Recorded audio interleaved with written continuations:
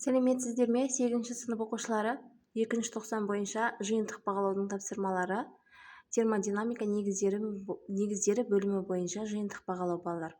Барлығы 4 тапсырма. Видеоның соңына дейін қараңыздар. 4 тапсырманың барлығын шығаратын боламыз.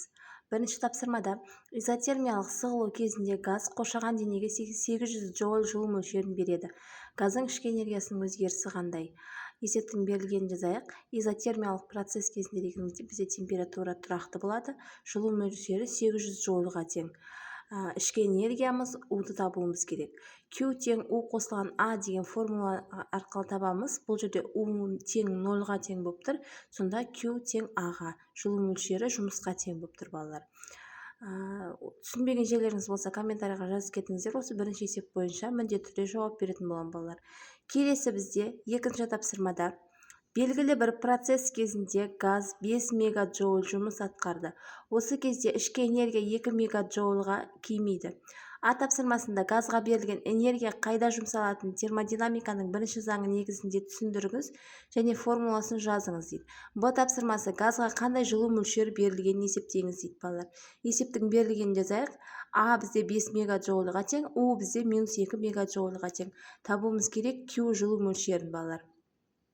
Ең алдымен есептің А тапсырмасы бойынша ережесі мен формуласын жазып жіберейік. Газға берілген жылу мөлшері оның ішкі энергиясының өзгерісіне және оның механикалық жұмыс жасауына беріледі. Q тең U қосылған А формуласы балалар. Енді Б тапсырмасында осы формула бойынша есептейміз. Q тең -2 мегаджоульға қосамыз 5 мегаджоульді, сонда жауабы 3 мегаджоуль болады. Келесі үшінші есепте идеал жылу машинасында қыздырғыштан алынатын әр килоджоуль энергия есебінен 300 джоуль жұмыс атқарылады. Ал тоңазытқыш температурасы 280 кельвин дейді балалар. А тапсырмасында қоршаған ортаға бөлінген энергияны анықтаңыз. Б тапсырмасында машинаның пәкін есептеңіз. С тапсырмасында идеал машинаның пәкін анықтайтын Карно формуласын жазып, қыздырғыштың температурасын анықтаңыздар дейді балалар. Есептің берілгенін жазайық. Т бізде 280 кельвин, Q бізде 1 килоджоуль, А бізде жұмысымыз 300 джоульға тең. Табуымыз керек Q2-ні, пәкті, сосын Т1-ді балалар. Ең алдымен килоджоульді джоульға айналдырып алайық. 1000 джоуль болады. Шешуі балалар.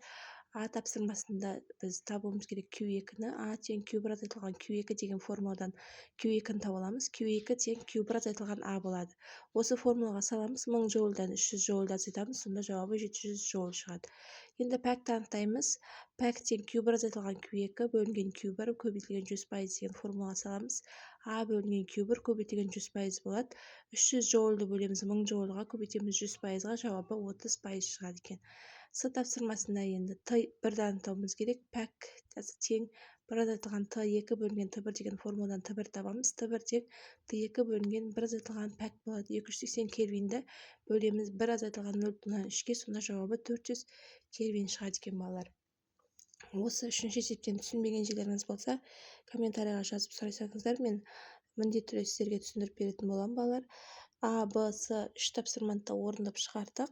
Жылу мөлшерін де, машинаның пәкін де, сосын Карно формуласы арқылы температураны анықтадық балалар. Енді келесі бізде 4-ші есепті шығарайық. Автокөліктің іштен жану қозғалтқышы 6 сағат жұмыс істегенде 1,7 литр бензин жұмсайды. Ал двигательдің пәкі 20%. Бензин тығыздығы 700 кг бөлінген метр куб. Бензиннің меншікті жану жылуы 46 мегаджоуль бөлінген килограмм балалар. Табуымыз керек. А тапсырмасында бензиннің массасын анықтаңыздар. Б тапсырмасында бензин толық жанғанда бөлінетін жылу мөлшерін есептеңіздер. С тапсырмасында пәкінің формуласы арқылы пайдалы жұмысты анықтаңыздар дейді. Есептің берілген жазайық. Т бізде 6 сағат, В бізде 1,7 литр, пәк бізде 20%, ро 700 кг бөлінген метр куб, Q 46 мегаджоуль бөлінген килограмм. Ең алдымен енді біз ХБЖ-ға келтіріп аламыз. Т сағатымызда 2160 секунд болады. 1,7 литріміз 1,7 көбейтілген 10-3 дәрежесі метр куб болады. 20%-ымыз 0,2 болады. 46 мегаджоуль бөлінген килограмм. 46 көбейтілген 10-6 дәрежесі джоуль бөлінген килограмм болады екен. Енді бірінші тапсырмада А тапсырмасында массаны табамыз. тығыздықтың формуласы арқылы м тең ρ көбейтілген в деген формулаға саламыз. 700 кг бөлген метр кубты көбейтеміз. 1,7 көбейтілген 10-3 дәрежесі метр кубқа. Сонда жауабы 1,119 кг шығады. Б тапсырмасында жылу мөлшерін табамыз. Q тең Q көбейтілген м деген формулаға саламыз. 46 көбейтілген 10-6 дәрежесі джоуль бөлінген килограммды көбейтеміз 1,119 кг-ға. Сонда жауабы 54,74 көбейтілген 10-6 дәрежесі джоуль шығады екен. Енді С тапсырмасында пәкті табамыз. Пәк тең пайдалы жұмысты бөлеміз жылу мөлшеріне. Сонда бізде толық жұмысымыз Q-ға тең болып тұр. Ана жұмысты табатын болсақ, пәк көбейтілген пайдалы жұмыс бөлінген 100% деген формулаға саламыз. 20%-ді көбейтеміз 54,74-ге, 10 көбейтеміз 10-6 дәрежесі джоульді бөлеміз 100%-ға. Сонда жауабы жуықтап алғанда 11 көбейтілген 10-6 дәрежесі джоуль шығады екен балалар. Түсінбеген жерлеріңіз болса комментарийға жазып сұрай беріңіздер. Ұнаған болса лайк басып каналға тіркеліп достарыңызбен бөлісіп қойыңыздар. Басқа да бөлім бойынша жиынтықтарды іздесеңіздер, сілтеме қалдырып кетемін, описанияға кіріп көрсеңіздер болады балалар.